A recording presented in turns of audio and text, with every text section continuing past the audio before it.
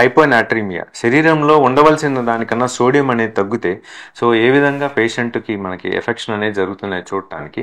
So patient వచ్చి కన్ఫ్యూజ్డ్గా ఉండటము, ఇరిటేషన్గా ఉండటము, నెక్స్ట్ వాళ్ళకి కొంతమందిలో ఫిట్స్ అనేది రావడం జరుగుతుంది, కొంతమంది పర్మనెంట్గా కోమాలోకి వెళ్ళటం అనేది జరుగుతుంది, ఫెటిగబిలిటీ ఈజీగా అలసిపోవటం అనేది జరుగుతుంది.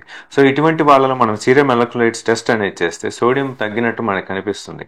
అప్పుడు మన సోడియం రీప్లేస్మెంట్ అనేది whether with salt, butter milk with salt ఇచ్చినా కూడా మనం తగ్గించవచ్చు, లక్షణాలన్నీ కూడా మళ్ళీ నార్మల్కి వస్తారు. ఒక్కొక్కసారి సోడియం బాగా తగ్గిపోయినప్పుడు మనం ఇంట్రావీనస్ ఫ్లూయిడ్స్ అనేది పెడతాం, అది ఒక ట్రీట్మెంట్ అనమాట. So hypertonic saline 3% normal saline అనేది ట్రీట్మెంట్గా ఇస్తాం.